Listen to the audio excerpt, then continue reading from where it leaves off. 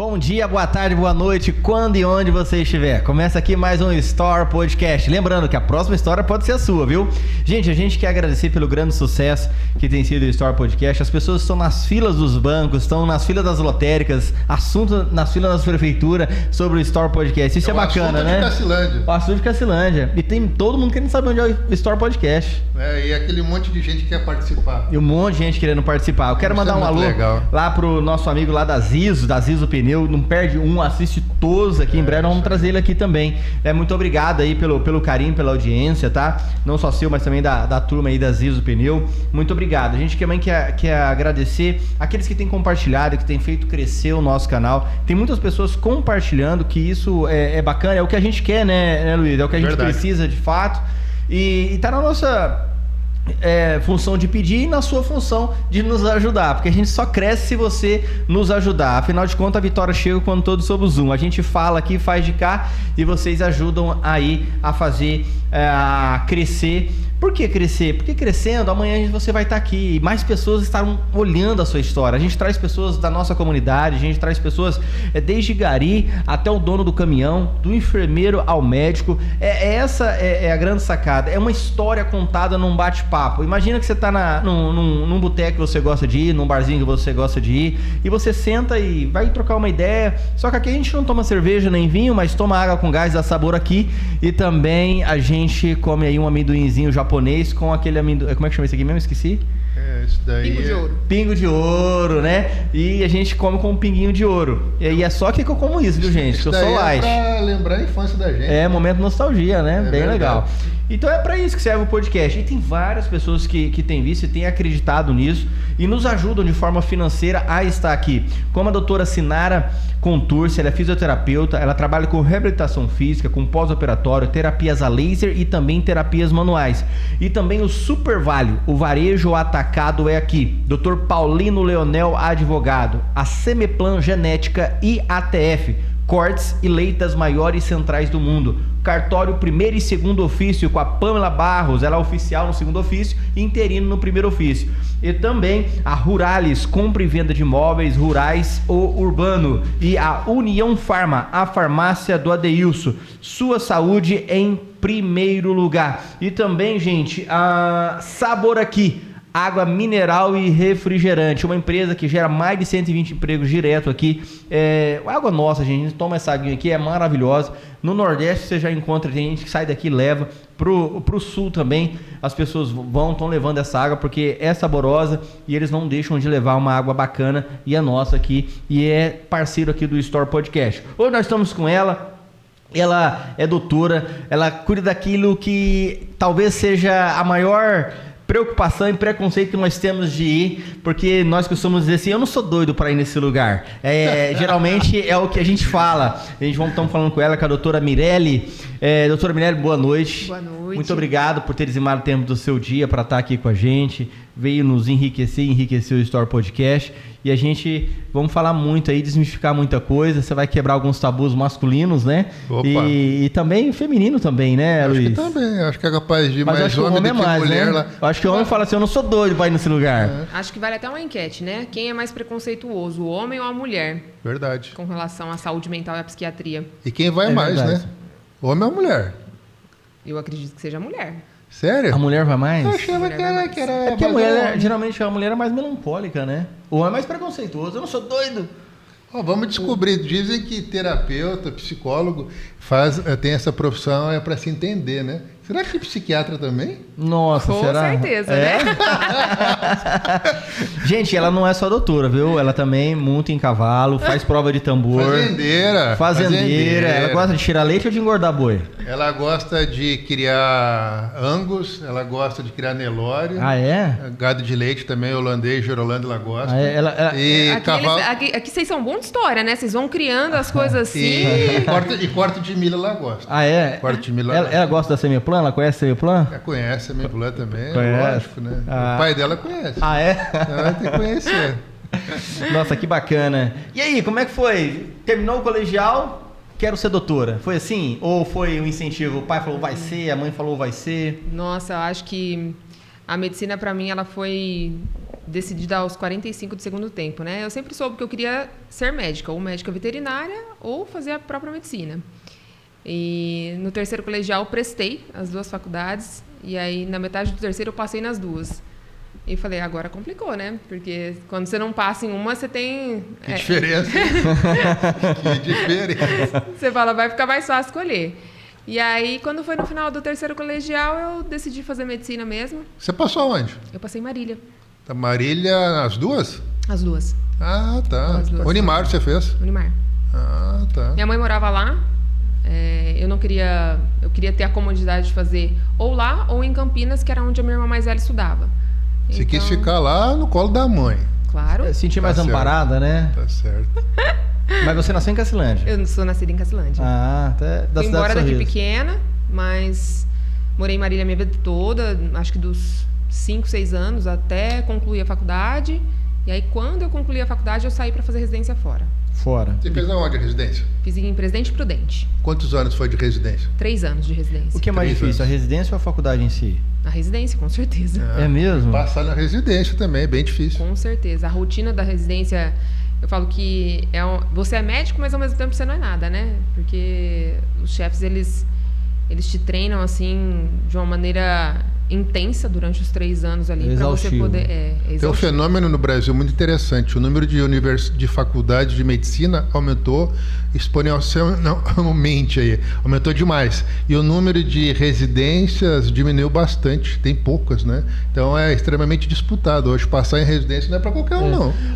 Com esse número, você não acha que muita gente está indo para medicina porque meio que virou modinha, é a faculdade que dá dinheiro e não tá usando isso como um trabalho, como meio de vida e não como uma vocação? Porque médico eu acho que é um pouco vocação, não é?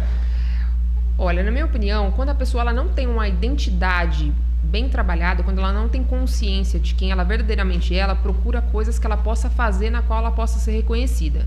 E o que eu vejo é que essa geração, às vezes, por não ter uma identidade bem estabelecida, eles muitas vezes vão para o curso de medicina sem ter noção do que é cuidar de vida, cuidar de pessoas, da responsabilidade que a nossa profissão implica, e acaba indo assim, fazendo meio que do jeito que dá.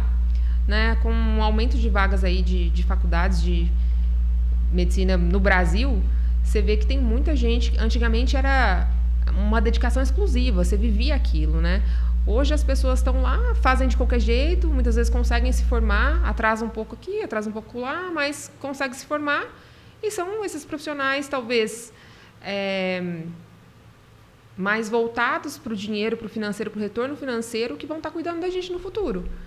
Então, eu sempre brinco no consultório e falo assim, gente, a gente tem que fazer prevenção, cuidar, prevenir, se cuidar de todas as maneiras, fisicamente, espiritualmente, mentalmente, para que a gente possa não ficar doente, ou se ficar de uma maneira que a gente, não, obviamente, não escolhe, né, ficar doente ou não, mas que a gente possa depender o mínimo possível de profissionais que não sejam realmente dispostos a vivenciar o que é a medicina na prática. Aquela geração de médicos que antigamente a gente tinha, que sabia tudo de tudo, a gente não tem mais. Hoje o negócio é muito especializado e subespecializado. Então, a gente vai ter essa dificuldade no futuro. Sim. É o médico que está especializado na mão direita, o médico está especializado na mão esquerda, por aí hoje a coisa, né? E antes o número de universidade era muito pequeno. Pega Rio Grande do Sul, só tinha 2 faculdades de medicina. Era a URGS e a PUC. Então, o número de vagas era muito pequeno e o número de pessoas era absurdo, né? Era 70, 80 candidatos por uma vaga. Então, a pessoa tinha uma dedicação muito grande, né? O preparo para entrar antigamente era diferente, né? A Sim. pessoa ela sabia que ela queria medicina, ela já começava a se preparar muito antes. Muito. Né? Na oitava, no primeiro colegial, o negócio já ia encaminhando para isso. Hoje não. E quando você concluiu a tua residência lá em Presidente Prudente, a ideia já era vir para Cacilândia? Como é que foi essa transição? Não, a ideia não era vir para Cacilândia. No terceiro ano de residência, a minha irmã mais velha sofreu um acidente e faltavam, acho que 4 ou 5 meses para eu poder concluir a residência. E eu passei os 6 primeiros meses depois que eu terminei a residência em São José do Rio Preto. Eu fui para lá porque parte da reabilitação dela foi lá. E aí eu fui, arrumei um emprego lá, comecei a trabalhar e participava da reabilitação dela. Fiquei lá um tempo, mas poucos meses antes dela sofrer o acidente, no meu último ano de residência, eu tinha feito um estágio no Bairral, que é um Instituto Bairral de Psiquiatria, é o maior hospital de psiquiatria que a gente tem na América Latina, e eu tinha ido para lá fazer 30 dias de estágio. Onde que fica? Fica em Itapira. Itapira. Perto de Campinas. E aí, quando eu estava em São José do Rio Preto, que a minha irmã concluiu essa primeira parte da reabilitação, o cara que havia sido meu coordenador durante o estágio, ele se tornou diretor do hospital e ele me ligou, convidando para poder ir para lá, trabalhar com eles, que eles tinham... Bacana, hein? Eles tinham uma oportunidade para mim lá. E aí, para todo psiquiatra, né, assim, é um baita hospital de referência. Eu falo que ali, de fato, foi a escola da vida, porque são pacientes de alta complexidade, pacientes do Brasil inteiro, são 900 leitos. Né? Na época que eu estava lá, eram 900 leitos. Só de psiquiatria? Só de psiquiatria. Então, um hospital que ele era dividido por perfil diagnóstico. Então, um setor era de dependência química, um setor era de transtornos de humor, então era completamente dividido. Então, eram... eu não me lembro exatamente qual era... É estadual? Não, ele era um hospital filantrópico e tinha 400, acho que, leitos SUS e 500 leitos particulares e convênios. Eu não sei se era 400 ou 500 para um ou para outro, mas era mais ou menos essa proporção. Então, eu fui para lá, a priori, para começar a trabalhar meio período por dia. Nos primeiros 30 dias, eu já estava trabalhando o dia inteiro no hospital e fiquei lá por quase 6 anos. Nossa, então... quase 6 anos. E qual que é a sua preferência? Você gosta mais de mexer com dependente químico, com bipolaridade? O seu feeling, nossa, esse aqui eu dou mais certo com esse tipo de pessoas, ou você não escolhe, na psiquiatria não tem como você escolher, igual médico, eu quero ser ortopedista, mas a minha especialidade é joelho. Não, a gente até pode escolher. Eu fiz uma especialização em dependência química e depois que eu terminei a residência eu fiquei mais 1 ano e meio mais ou menos na USP fazendo mais uma especialização. Mas hoje eu falo que a gente vai amadurecendo tanto, né, com a maturidade emocional, com a maturidade espiritual. Hoje a minha preferência é por pessoas que queiram realmente ter a vida transformada. Então, eu não olho mais para o que o paciente tem, ou eu prefiro tratar essa ou aquela doença. Eu olho para tratar o ser humano que ele deseja ser tratado. Acho que é isso que eu peço para Deus, assim, para ir para o meu consultório, só as pessoas que verdadeiramente querem ter uma vida transformada e que estão dispostas a abrir o coração e a mente para poder entender um outro tipo de psiquiatria, que não é só focada na medicação. Sim. Mas isso eu entendi, mas aproveitando esse teu gancho que você acabou de falar sobre dependência química, né? Uhum. Sobre drogas, como é que está hoje para você conseguir parar, né? Você ter uma vida nova com as drogas novas que hoje tem disponíveis, com os tratamentos terapêuticos que existem hoje? Como é que está isso? Porque há pouco tempo a gente falava assim, a pessoa entrou no crack, entrou na cocaína, não tem mais volta, né? É uma vida sem saída. Como é que está hoje essa questão? Na verdade, se você parar para pensar, antigamente se ouvia falar de 3 drogas, né? A maconha, a cocaína e o crack. E da droga lícita, que é o álcool. Então, eram essas quatro drogas que geralmente causavam os maiores problemas. Hoje, eu falo que o ser humano, ele, ao invés de usar a inteligência dele para algo positivo, ele cria novas drogas todos os dias. Né? Às vezes, algo que nem era droga, que nem era usado como droga, da maneira que eles acabam usando, se torna também uma substância, né, que pode causar dependência aí. E se você parar para pensar, hoje não é só esse tipo de droga. Hoje tem milhões de outras drogas que de lá para cá que foram surgindo, mas também tem outros tipos de dependência, né? A dependência tecnológica, os vícios, os jogos. Né? Não, mas vamos para essa que é a mais grave, né? Que é das drogas mesmo, né? Hoje nós estamos em 2025. Se eu falar hoje, está mais fácil de eu me livrar dessa doença do que há algum tempo atrás? Como é que está isso? Na verdade, eu acho que a gente continua com os mesmos desafios, né? A gente teve muitos hospitais ao longo dos anos aí que foram fechados. Temos clínicas de reabilitação que tratam dependência química, mas que muitas vezes não estão estruturadas para fazer um tratamento, né, de alta complexidade, um tratamento multidisciplinar. O tratamento da dependência química ele tem que ser multidisciplinar. É psiquiatra, é psicólogo, terapia ocupacional, educador físico, espiritualidade. Então, é um conjunto de profissionais que se dispõem a traçar estratégias para poder tirar a pessoa, muitas vezes, do ambiente de risco, tirar do contato com a droga, para poder desintoxicar, para que ela tenha condições de discernir mentalmente e poder fazer a escolha de ficar sem a droga.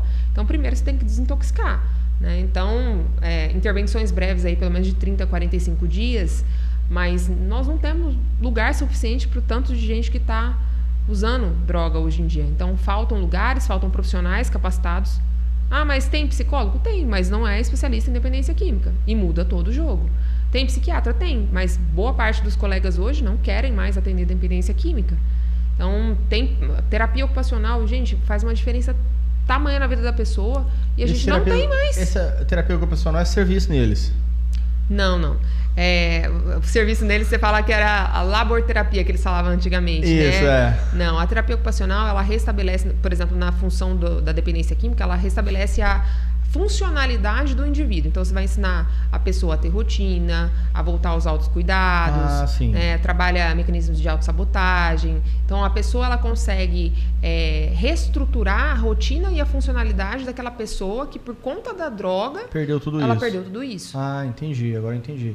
E eu vejo você falando sempre usando a espiritualidade, né? Eu não sei se é a maioria dos psiquiatras, mas eu acho que a grande maioria, parece que eles não levam muito para essa parte espiritual. E a gente vê que tem vários centros de recuperação, né, nós chamamos assim, que são movimentados pelas igrejas, né, e não tem nenhum psicotrópico, não tem muitas vezes não tem nenhum acampamento psiquiatra, mas é só oração, trabalho. Você acha que esse caminho é um caminho legal também? Ou é um caminho... Porque o que eu vejo é que muitas pessoas estão lá, meio que se acham que estão curados com 6 meses, 1 ano, 1 ano e meio, e vai embora e depois 6, 7 meses cai e volta para a mesma coisa. Talvez a espiritualidade, até que ponto ela é bom, até que ponto ela é ruim, ou ela é mais como aquela primeira porta para o cara abrir e falar, poxa, eu sou dependente químico, preciso de Deus, ou você acha que além de Deus precisa de outras coisas? Obviamente que Deus é tudo e tal, mas assim, dentro do âmbito... curador ali, vamos dizer assim, do paciente, do drogado, ele quer se tratar. Porque é uma pequena porcentagem, assim, quase que 100 por 1 de pessoas que saem e nunca mais voltam. A maioria volta depois. Você acha que precisa de um profissional? O que acontece, na verdade? A espiritualidade ela tem que andar alinhada com acompanhamento multidisciplinar. Mas alguns estudos mostram que os pacientes que têm o hábito, né, que tem a espiritualidade como algo rotineiro na sua vida, eles têm uma maior propensão a ficar limpo, a ficar abstinente. Então, a espiritualidade em si, ela ajuda muito a trazer essa consciência, no sentido de tomar decisão, né? Algumas igrejas, algumas denominações, elas têm muito isso de cercar, entre aspas, o paciente, de apoiar, de acolher, de estar junto, de acompanhar mais de perto essas pessoas. Então, isso realmente faz uma diferença. Mas não é só isso, né? Porque tem a questão da fissura, que é o desejo intenso de usar a droga. A pessoa, ela sente fisicamente. A mente, ela trabalha e o corpo sente a falta da droga. Então, a pessoa ela vai precisar de medicação para poder segurar essa fissura nos primeiros momentos, porque senão ela vai sair, vai procurar a droga. Eu costumo dizer assim, que eu não uso, nunca usei, mas se a droga fosse ruim, não tinha tanta gente usando. Sim. Então, a sensação, mesmo que passageira e momentânea da droga, em algum momento ela alivia aquele desconforto que a pessoa está sentindo. Então, ela vai ter essa fissura. Então, a fissura ela precisa ser controlada com medicação. Outra coisa, o ambiente, né? A gente costuma falar, evite lugares e pessoas. Se você sai, por que a proporção de recaída é muito maior do que a proporção de quem consegue se manter abstêmio, de quem consegue ficar limpo, de quem consegue seguir a vida naturalmente? Porque a pessoa ela sai, ela acha que ela já está bem, e aí ela se sente apta a voltar a frequentar os mesmos lugares, com os mesmos amigos, com as mesmas pessoas que colocavam ela na situação de risco, ou muitas vezes essas pessoas vão fazer um tratamento, mas alguém da família também usa, e ela volta para esse ambiente. Por exemplo, uma pessoa sai, vai tratar a dependência do álcool, aí ela volta, tá todo mundo na festa de Natal, todo mundo bebendo. Então, se a família não tiver essa consciência que o tratamento, além de ser com equipe multidisciplinar, ele precisa do acolhimento, do apoio e precisa de mudanças de hábitos e comportamentos da família, não tem como. A pessoa vai voltar para um ambiente adoecido e a probabilidade de voltar, a probabilidade de recair é muito maior. Então, você pega por que a religião, a espiritualidade em si, ela ajuda nesse sentido? Porque existem algumas denominações que não bebem, né, que não têm esse hábito. A bebida, ela é uma porta de entrada para as outras drogas e ela é uma droga facilitadora para recaída. Sim. Então, por exemplo, eu não uso mais cocaína, mas eu voltei a beber, eu consigo beber socialmente, moderadamente.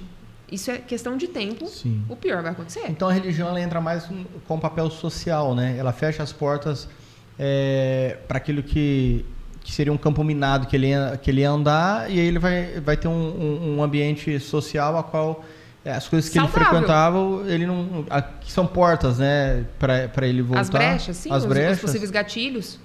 Sim. Um assunto que eu acho que é bem relevante a gente tocar, na sociedade agora parece que ficou muito à vontade, muito fácil de adquirir e sem nenhum tipo de pena a maconha. Você vai para o Uruguai, é permitido. Na Argentina não me lembro se é permitido ou não. Nos Estados Unidos vários países da Europa também é permitido, né? No Brasil, né, se não está quase, né? Tem por esse caminho. Parece que é uma escalada.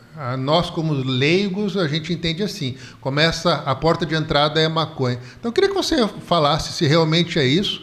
A maconha é a porta de entrada para a cocaína, para a heroína. Parece que está voltando a heroína, né? E para o crack. E dos malefícios. Que a gente vê jovens aí que tem como o Google, né, sempre pesquisando e sempre tentando achar uma maneira de dizer que não, a maconha não vai acontecer nada. É natural. É né? natural. Desmistifica um pouco para nós isso aí, por favor. No meu ponto de vista, a porta de entrada é o álcool. Até para maconha. Tá. Mas o que preocupa é que as pessoas estão... Antigamente a gente escutava falar de droga quando você entrava na faculdade. Hoje não. Hoje as pessoas estão conhecendo e tendo acesso à droga cada vez mais novos.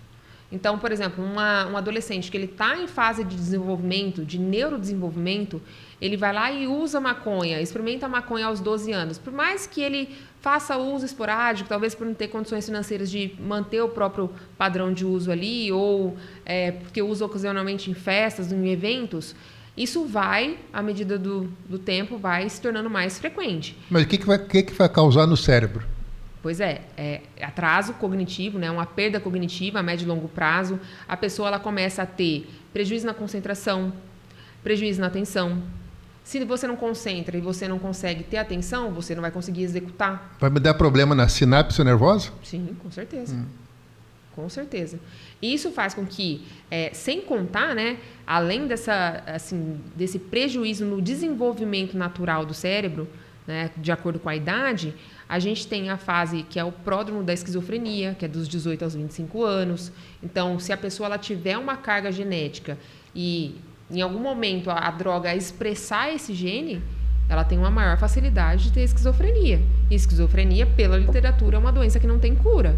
Então, aí já é uma doença mais grave, que a pessoa vai precisar de medicação para o resto da vida. Eu posso falar, então, que quanto mais jovem a pessoa usando a maconha, mais malefícios vai trazer. Com certeza, maior o prejuízo cognitivo. Tá. Uhum. Por isso que tem muita gente hoje que chega na idade adulta e fala: eu tenho TDAH, eu não consigo concentrar. Aí você vai ver, não tem como você fazer um diagnóstico de TDAH se a pessoa estiver em uso da droga. E parece que está existindo uma inversão agora.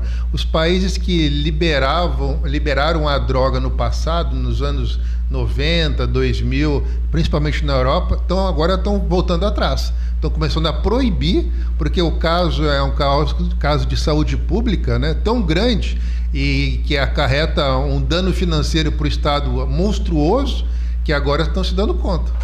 Mas é interessante, né? Como o sistema ele é disfuncional. O negócio precisa derramar, precisa causar um enorme prejuízo, né?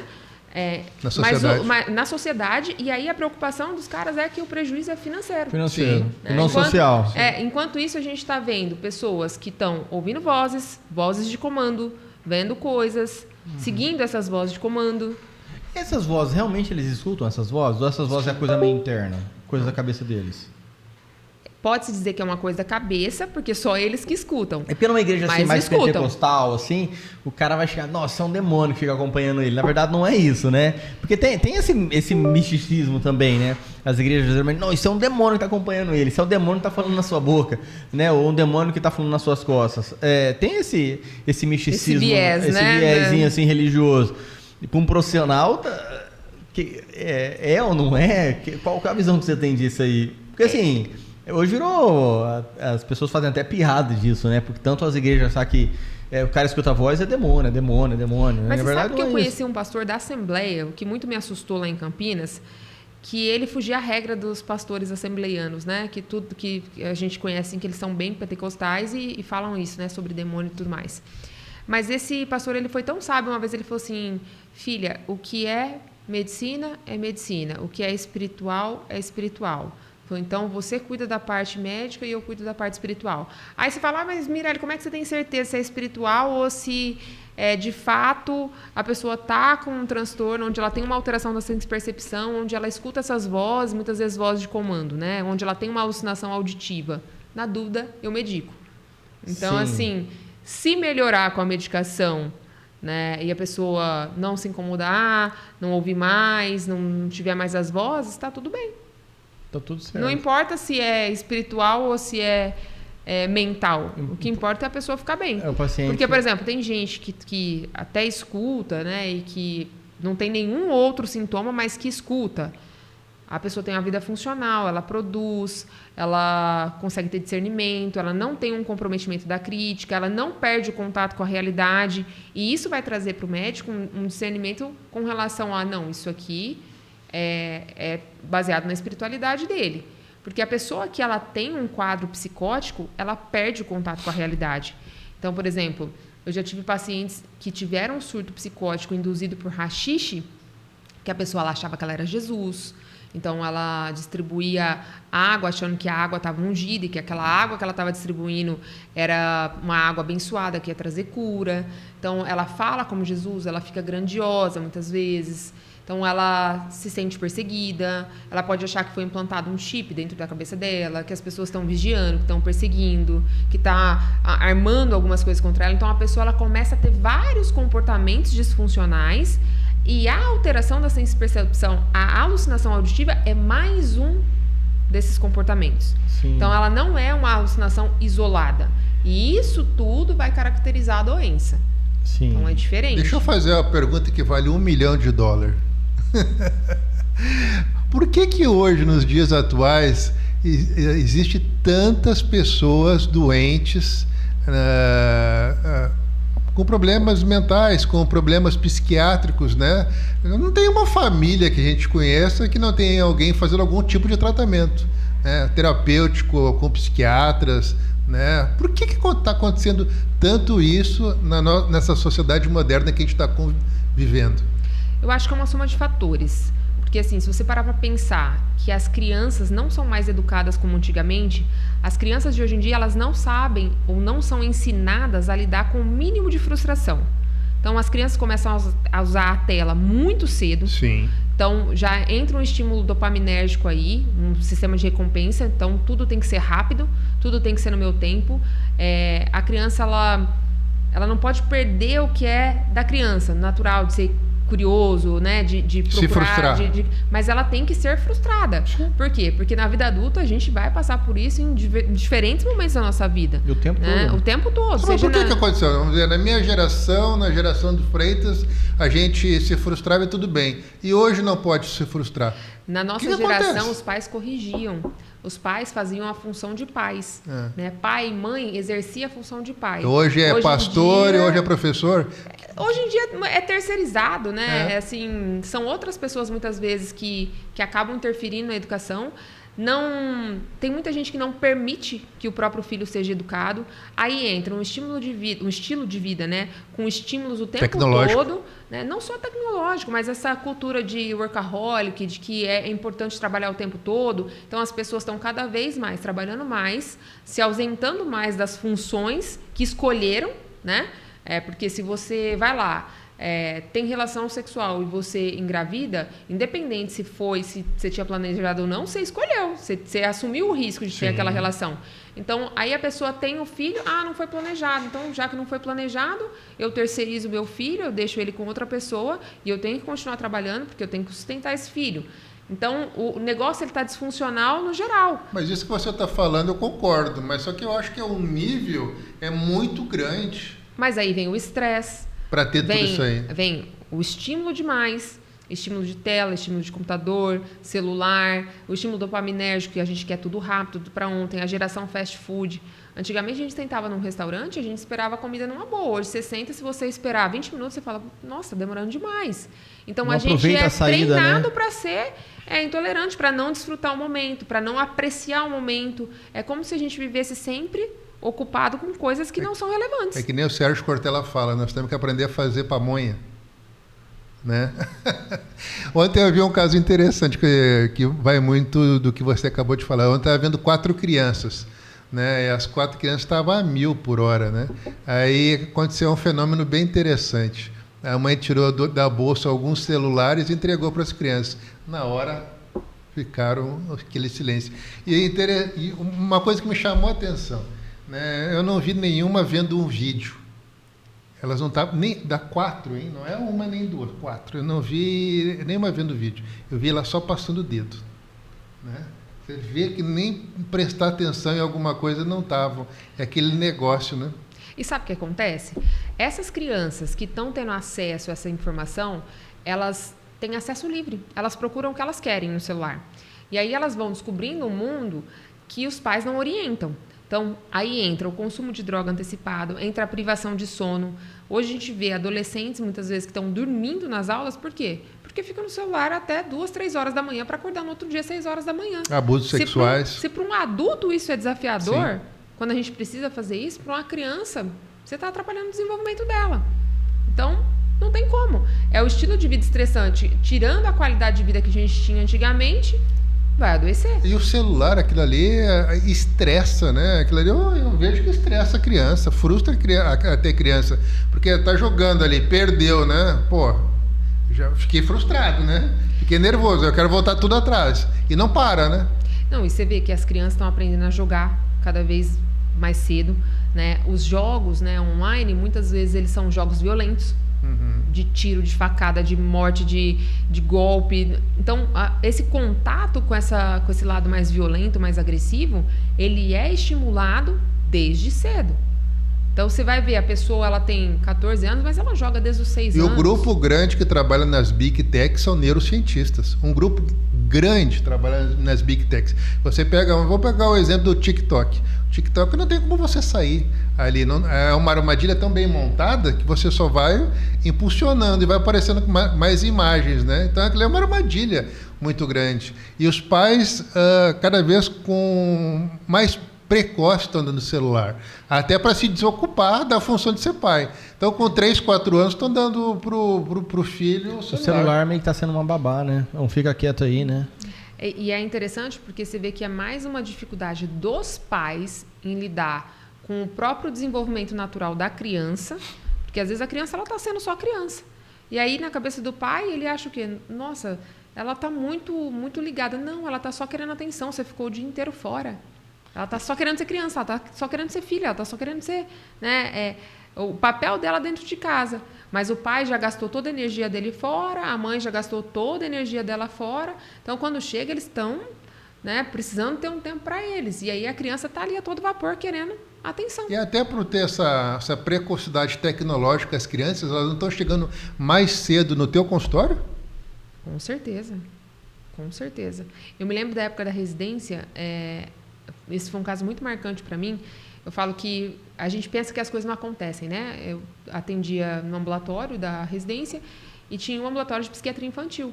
Eu me lembro exatamente do dia que um colega foi passar o caso para a nossa chefe de infantil e era uma criança de 6 meses que estava com abstinência porque a mãe tinha usado cocaína durante a gestação.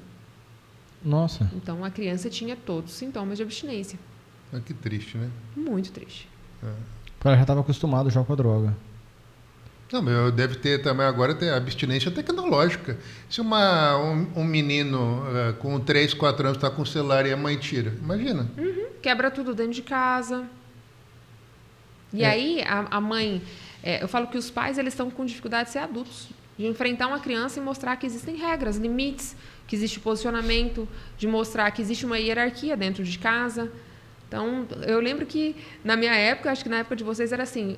Posso fazer tal coisa? Não. Por quê? Por que não? Não, mãe, mas por que não? Não, por que não? Porque eu não quero. A Havaiana voava. A vara em cima da geladeira, a Havaiana voava, era de tudo pouco. A cinta. Ela perseguia, a varinha né? de Ela marmelo. era tão certeira, né? Ela não desviava, né? Por que chinelo de mãe não desvia, né? Não desvia, Certeira, né? Pega mesmo na gente, né? Eu queria fazer uma indagação com você para desmistificar até a psiquiatria. Quando é que a gente vai no psiquiatra? Quando a gente é doido, né? Quando a gente é louco, tá correndo pelado na rua, vai no psiquiatra. Mais ou menos por aí. Mais ou menos isso. Grosseiramente eu estou falando, né? Então eu queria te perguntar o que leva, hoje, quais seriam os sinais que despertariam a eu procurar a ajuda médica na especialização que você tão bem exerce? O que faz uma pessoa hoje chegar à conclusão de que ela está precisando de ajuda? Sim. O sofrimento. A pessoa, na maioria das vezes, ela poderia ter ido no psiquiatra muito antes, poderia evitar estar do jeito que ela chega lá, mas ela espera chegar no limite dela, ela vai dando conta, né? Dá exemplo de sintomas que eu estou na minha casa. Por exemplo, eu não durmo há 6 meses, eu não durmo nada, eu começo a ter queda no rendimento no trabalho no dia seguinte, eu começo a me sentir super fadigado fisicamente, não consigo treinar, não consigo organizar minha rotina, começo a comer aquilo que é mais fácil, eu não me preocupo com a minha alimentação, e aí eu vou achando que é normal não dormir. Então, de 7 noites que eu vou lá, eu durmo 2 horas, 3 horas, uma noite eu durmo bem e falo, não, melhorou meu sono e eu vou levando. Até que eu começo a cometer erros no meu trabalho, até que eu começo a ficar mais vulnerável no trânsito, né? Mais propício a sofrer acidentes de trânsito por conta da diminuição da atenção, da concentração. E aí as coisas vão aparecendo quando acontece algo mais grave, que eu me coloco em risco, ou que eu coloco as pessoas que eu amo em risco. Opa, peraí, então eu tenho que parar e eu tenho que rever alguma coisa. Então, quando a pessoa está em pleno sofrimento, ou alguém toma partido, toma iniciativa por ela, não quero mais te ver assim, você está sofrendo, faz tempo que você está assim, que você não dorme, você está estressado, porque aí muda o humor, muda a vida sexual, muda tudo. Então, aí você começa a ter uma disfuncionalidade em todas as áreas da sua vida, para você, peraí, eu vou perder meu casamento, eu vou perder meu emprego, vou perder meus filhos, vou perder tudo, então deixa eu procurar ajuda. Mas me parece que a pessoa está tão doente que ela não se dá conta. Quem se dá conta é os outros, né?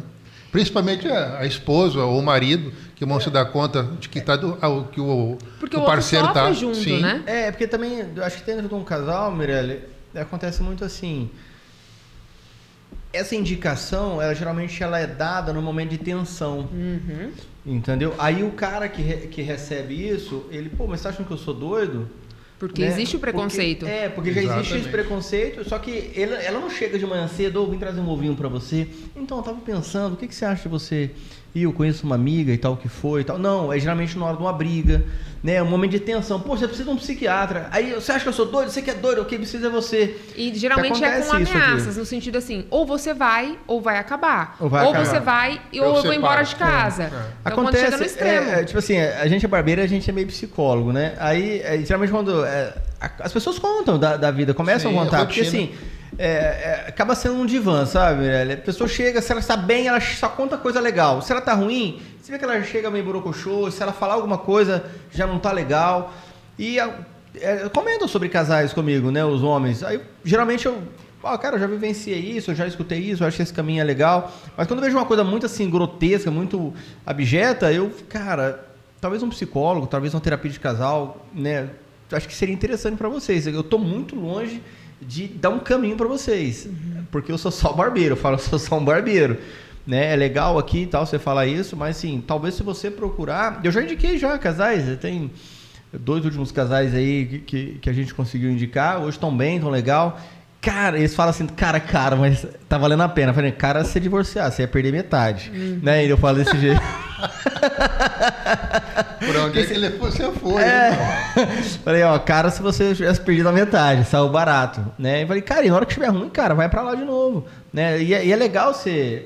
Aí depois eles voltam, falam, cara, ficou legal aquele negócio que você falou, não queria ir não e tal, e eu achava que era de doido e tal, né? Falei, porque também criou isso, Não, né? e eu acho que as pessoas têm até hoje, tem essa expectativa de chegar lá e encontrar alguém muito diferente, né? É porque tem aquele negócio, né? Fala aí, né? Porque o cinema faz isso com a gente, né? Você senta numa coisa ali, você tá ali conversando com alguém, E você está conversando. Mas eu acho que a dúvida também é quem você vai procurar.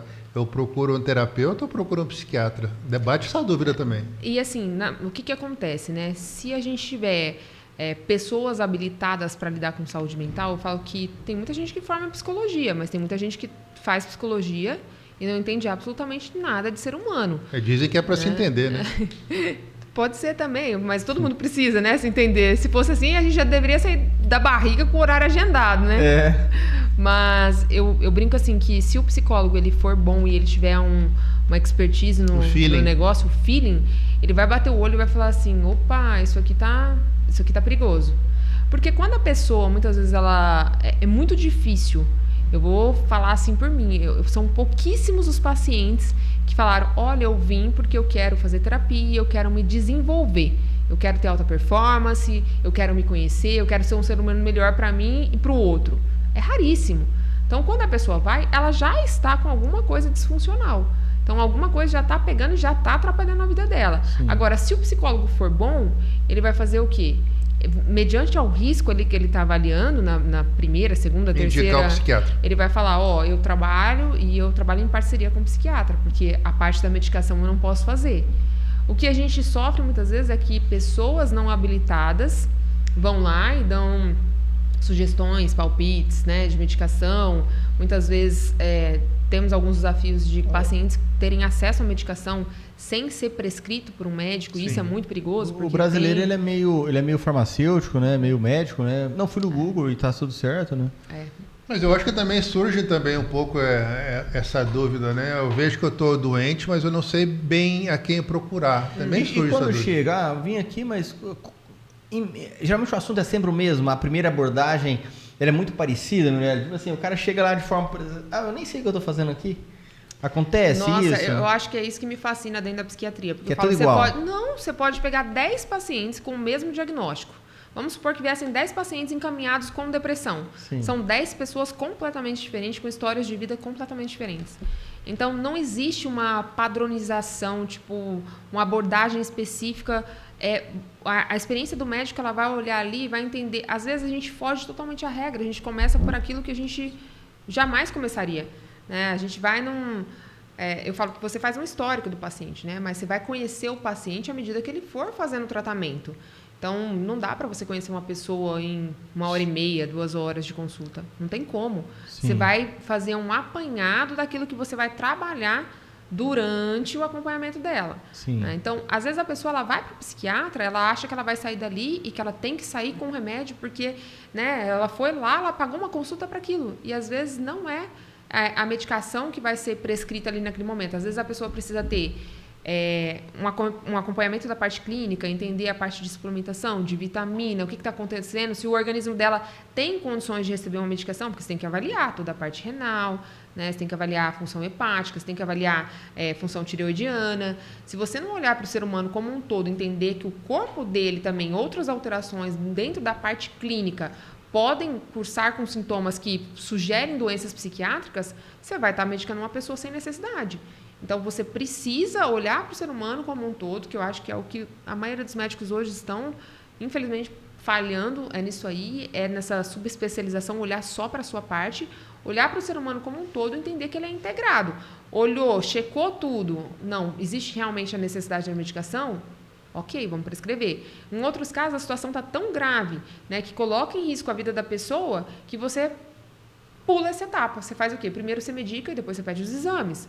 Porque, de alguma maneira, você precisa tirar a pessoa da crise.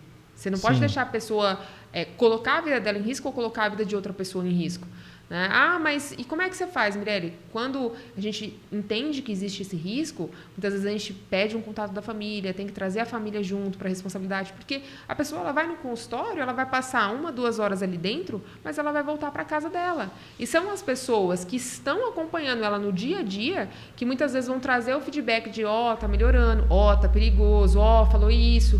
São essas informações que a gente tem em parceria com a família que muitas vezes vai evitar que uma pessoa cometa suicídio, né, que vai evitar que uma pessoa cometa um feminicídio, entre outras coisas que pode acontecer. Porque se a pessoa, por exemplo, ela está tendo um prejuízo do comprometimento da realidade, se ela está escutando voz, se ela está vendo coisa, não tem como ela mandar essa pessoa ir para casa, medicar, mandar ela para casa e esperar que ela tome o remédio. Porque ela simplesmente está com um comprometimento que ela pode achar que eu estou envenenando ela com a medicação. Sim. Então, tem todo um desfecho. Para cada caso, você tem que olhar a individualidade e a realidade da pessoa. Por exemplo, uma pessoa, ela vai lá, ela se esforça, paga uma consulta particular, mas ela não tem condições de tomar uma boa medicação. Você vai prescrever uma medicação que às vezes vai custar metade do salário dela? Ela não vai conseguir manter aquilo por mês. Então, os desafios do médico, quando ele é psiquiatra, na cidade grande é muito difícil, na cidade pequena, misericórdia. Porque, assim, na cidade grande você ainda consegue, se precisar de uma intervenção hospitalar, se precisar de um leito psiquiátrico, você tem. Na cidade pequena, às vezes, você não tem. Então, às vezes, você tem que contar com a família para fazer um tratamento que você faria em âmbito hospitalar, você tem que fazer domiciliar. Nossa. Com pessoas que não são capacitadas nem treinadas para vivenciar aquela situação. Sim. Então, é um desafio atrás do outro. Então, você tem que olhar para o paciente e entender qual é a realidade dele. Se você não olhar para ele de uma maneira muito individualizada, você pode se perder no tratamento. Não existe padronização para tratamento psiquiátrico. Se você tratar uma ansiedade, a sua ansiedade pode ser diferente da dele, pode ser diferente da minha, e cada uma pode ter um gatilho diferente. A fonte é dos mais variados possíveis, né? Os sintomas podem ser parecidos, né? Tô com taquicardia, tô com sudorese, tô com tremores, né? Tô com sensação de morte, aperto no peito, falta de ar. Pode ser parecido os sintomas, mas geralmente isso aí é pânico. O excesso de trabalho, assim. A ansiedade pode dar isso, o pânico pode evoluir assim, a depressão também, quando for um quadro misto de depressão, mas ansiedade também pode dar isso aí. Excesso de trabalho. Excesso de trabalho também, burnout, né? Burnout, ele... Já que a gente está falando sobre depressão, que parece que a doença que mais chega no consultório hoje, me parece, que é pelo menos o que eu li, né, para a gente conversar com você. E como é que eu consigo diferir a depressão da tristeza? Parece que é um limite, né, um pouco tênue para a gente diferir. Como é que eu faço para diferir uma coisa da outra? Porque assim, todo mundo pode estar triste em algum momento da vida. Sim. Acontece uma situação ruim na nossa vida, é normal e esperado que a gente se sinta triste. Né? Eu falo que quem não sente tristeza e não sente as emoções primárias aí, é só o sociopata, né? Que ele é frio e calculista e ele não tem contato com esses sentimentos. O que difere é o tempo, né? Quanto tempo essa pessoa fica triste, né? Por quanto tempo essa tristeza ela persiste em acompanhar Sim. a pessoa, se junto com a tristeza outras coisas estão acontecendo, se ela está tendo prejuízo do sono, né? Se ela está tendo ganho ou perda de peso, se ela está tendo alteração do padrão de sono. A depressão, para ela ser considerada a doença em si, ela existe alguns critérios. E duas coisas que a gente tem que avaliar é se a pessoa ela tem um humor triste e persistente, ou se ela tem uma perda de interesse. Porque não necessariamente a pessoa, quando ela está deprimida, ela vai se apresentar triste, melancólica, chorando o tempo todo. Às vezes é aquela pessoa que fala, não tenho mais vontade de fazer isso, eu jogava bola, eu não jogo mais bola, mas eu também não tenho vontade para o trabalho, e era uma pessoa que adorava o trabalho, mas eu não quero sair, não quero encontrar meus amigos, não quero mais socializar. Então, a perda de interesse é uma outra nuance da depressão, que às vezes passa batido. Um dos diagnósticos diferenciais, então, seria o tempo. O tempo, a persistência da tristeza, né? Quanto tempo essa tristeza está durando, é uma das coisas que a gente tem que avaliar. Se passar se for casos rápidos de que a pessoa está triste, não levaria para a depressão. Por exemplo, vamos supor, uma pessoa que ela passa por um processo de luto, naturalmente ela vai ficar triste. Ela vai entrar no estado depressivo por um tempo, né? E o luto ele é diferente para cada pessoa. Apesar de a literatura definir que existe um tempo, eu falo que o luto ele tem que ser respeitado na individualidade de cada um. Mas, por exemplo, uma pessoa... eu perdi o emprego. Eu tô triste porque era um emprego que eu gostava. Aí passou 4 semanas e eu não tô reagindo. Eu tô triste, eu só choro, eu só falo do emprego, eu fico ruminando aquilo. Meu pensamento, ele tem conteúdo ruminativo, eu fico o tempo todo revivendo aquela situação e eu não saio daquilo. Aí passou 6 semanas, 7 semanas e eu continuo tendo prejuízo em outras áreas da minha vida por conta daquela tristeza. Opa, isso é um estado de alerta. Agora, meu cachorrinho faleceu, né? Meu cavalo faleceu. Nossa, fiquei muito triste. Mas fiquei triste, chorei, vivenciei o luto e a vida seguiu. Opa, tá tranquilo. É natural. Então, você ter tristeza, você ficar triste, né, com notícias, com situações, com coisas que às vezes fogem do nosso controle, é natural. O que não é natural é a proporção, a intensidade dessa tristeza e o tempo que ela dura. Porque se você ficar muito triste com uma coisa que é para você ficar triste, opa, tem alguma coisa errada. Sim. Então, é óbvio que não tem como a gente dimensionar como o outro sente.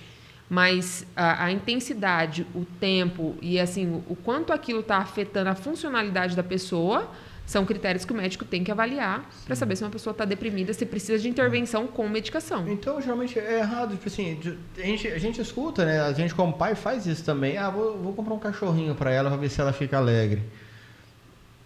Funciona como um remédio, né?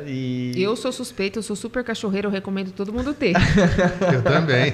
Pastor alemão. Né? Todo mundo deve ter um pastor alemão. Pastor alemão. Pastor alemão, a melhor raça que tem. E acaba sendo um mecanismo de despertar ela dessa profunda tristeza, porque, em via de regra, acontece de a criança melhorar em si, né? Você dá um animal para ela, muitas vezes um cachorrinho, um gato, né? Eu particularmente não gosto de gato, mas... Assim, não faço apologia a gato, mas eu não gosto porque eu tenho fobia, dá pelo na boca. E eu sei que não tem. Eu sei que não tem, mas eu sinto pelo na boca. É um negócio esquisito, entendeu? Mas cachorro, eu adoro cachorro. Só que assim... Você tem gatofobia. Mas eu curto os gatos da rua, dou ração, não aguento. Mas assim, eu mando minha filha, leva lá. Eu não fico beirando, Será não. que não é medo de você pegar o gatinho da rua e querer trazer pra dentro de casa depois? Certeza. Não, com certeza não. O siamês, ele é... Gente, meu pai não vai acreditar que eu vi no podcast que eu tô falando de cachorro. Ele vai falar, não é possível, Mirelle, que você foi lá e falou de cachorro até no podcast. Mas o que você gosta aí? Qual raça que você gosta? Eu tenho 2 bulldogs franceses. Bulldog francês? Eu tenho um parente dele. E adotei uma vira-latinha em parceria com a minha tia. Você gosta do ronco deles? Adoro. É. Nossa, a melhor coisa do mundo. Nossa, a única coisa que eu não gosto do meu pug é essa roncação. Nossa, eles são muito amorosos. Agora, o que você falou do cachorro, né? Que eu tava... Como terapia, né? Como... Total. Para vocês terem noção, o Sírio-Libanês, lá em São Paulo, pacientes que ficavam muito tempo internados tinham autorização para levar os seus pets. Olha Nossa, só. que legal. Então, como forma de ajudar no processo da reabilitação. Gente, se isso não for mais... Não existe um lugar mais científico do que o Sírio-Libanês para mim. Eu acho que o Sírio-Libanês, o Einstein, são todos hospitais que são referências, né? E que, assim, muitos estudos, muitas pesquisas se desenvolvem lá dentro. Então, é evidente que ajuda. O contato com a natureza, o contato com animais em si, ele é muito terapêutico. A questão é que aqui, graças a Deus, a gente mora numa cidade menor, a gente consegue fazer isso, né?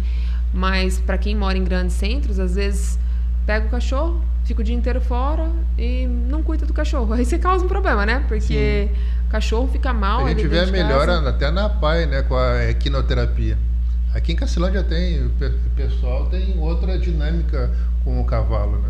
Mas tem um assunto que é a polêmica do momento no Brasil. Ai, meu Deus. Vamos ver qual que é a impressão dela. Eu tô louco pra... Eu tô com essa pergunta guardada. Vai sair da psiquiatria que eu precisava fazer mais uma. Não, é na psiquiatria, não tem nada a ver com outra área.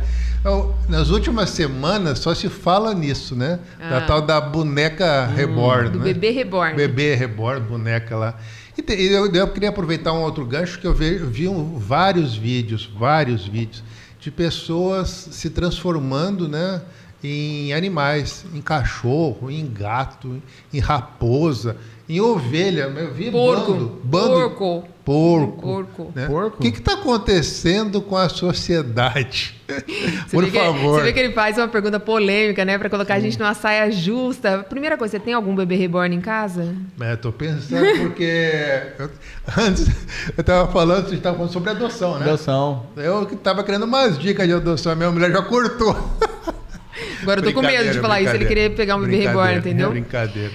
No fundo, Isso é motivo de piada, assim, né? A gente olhando assim a grosso modo, pode ser uma doença, mas olhando assim a grosso modo, parece que... Mas imagina o quão adoecida uma pessoa ela deve estar para ela se sentir amada e capaz de amar alguém algo, né? Que não é apto a receber o amor ali. Porque, assim, até o animal mesmo que a gente estava falando, o animal, você troca com ele, né? Expressa, né? Você expressa, você sente, você troca ali com ele. Agora, a pessoa ela tem que estar num nível de adoecimento, para mim, e é engraçado porque é tão bizarro, né, que a gente não consegue nem pensar que isso é um adoecimento. Parece uma tiração de sarro. Você fala assim, não é possível que a pessoa está Mas isso que você está falando, eu concordo. Né? A pessoa que faz isso, a pessoa está doente. Mas isso aqui que eu estou vendo mais grave não é uma pessoa, é o casal. Pô, é dois doentes? Porque eu vi assim, vários casais, é o homem e a mulher. Como é que pode? Dois? Mas aí entra a questão dos vícios emocionais, né? As feridas emocionais. Ao contrário do que todo mundo fala, que os opostos se atraem, eu não acho que são os opostos que se atraem. Eu também acho. As pessoas se atraem para alimentar o vício emocional um do outro. Então, por exemplo, uma pessoa que ela tem um vício emocional em ser rejeitada, ela vai atrair para perto dela alguém que frequentemente faça com que ela se sinta rejeitada. Uma pessoa que tem o vício do abandono, ela vai atrair para perto de si alguém que reforce para ela de que ela veio nesse mundo para ser abandonada. Então, a pessoa, quando ela não tem, entra naquilo que a gente começou falando, quando ela não tem uma identidade bem estabelecida, ela vai procurar meios no qual ela possa se sentir pertencente. Então, se ela não se sentiu pertencente, principalmente na fase principal, que é do 0 aos 12 anos, em algum momento ela vai tentar se inserir em algum grupo. Né? Alguns se inserem em grupos de jogos, outros se inserem em grupos de vícios, outros se inserem em diferentes grupos assim sociais, no qual a pessoa se sente acolhido ali, e essas pessoas são pessoas que provavelmente têm algumas fragilidades emocionais, que se sentiram rejeitadas ou que não se sentiram amadas pelas mães e que tentam compensar com a boneca ou de algum jeito aquele amor que ela gostaria de ter recebido, pode ser. Né? Ou a frustração de não ter se preparado, de não ter podido ser mãe em algum momento, não sei. Mas eu não posso falar que essas pessoas é daquela geração que não podem ser frustradas, porque não dá trabalho, né? Bebê... Fácil, né? É fácil. Dorme à noite, Dorme né? à noite, não chora. Troca a fralda só quando eles querem. Exatamente. É tranquilo. Mas se a gente for tratar assim, talvez pensar assim, é mais uma coisa de que eles não querem e não ser uma doença. É mesmo que a gente, uma pessoa com depressão, a gente muito fala, não, depressão é falta de serviço, né? Não escuta, eu já falei isso já, né? Eu acho que a grande maioria das pessoas em algum momento falou, tá com depressão nada, isso é falta de serviço.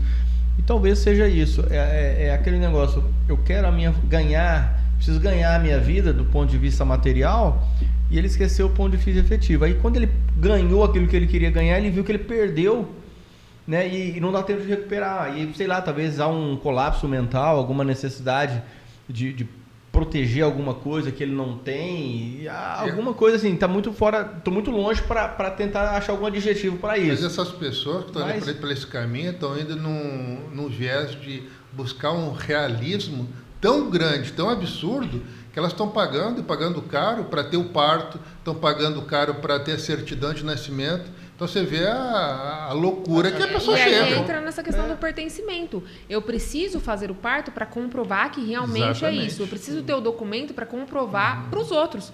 Porque para ela já está ali vivenciando aquilo. Então, se ela tivesse bem resolvida o suficiente, ela ia falar, dane-se o documento, né? É meu filho, né? Meu bebê reborn, é meu filho.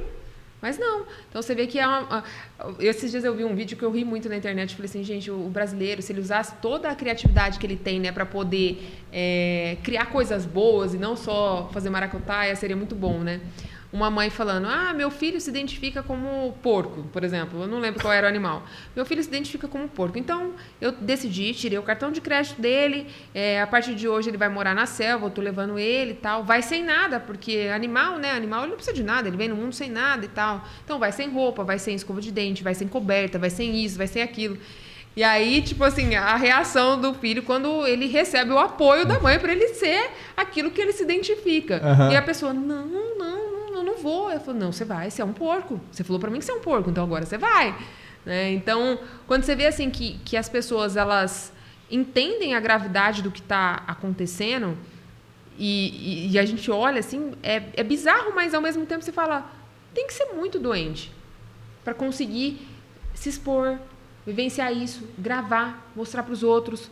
Porque porque você pode se expor, você pode ser reconhecido por milhões de coisas boas que você faz, mas você passar por esse papel onde você vai ser constrangido, onde as pessoas vão te humilhar, onde as pessoas vão debochar de você, e ainda assim você fazer toda aquela exposição, gravar, filmar, postar, mostrar, eu me identifico como porco, não sei o quê, e eu defendo essa causa, a pessoa tem um vício em ser humilhada, ela tem um vício em ser rejeitada, ela vai fazer aquilo, né, para que as pessoas achem bizarro mesmo e falem, não, meu Deus, não é possível que isso está acontecendo.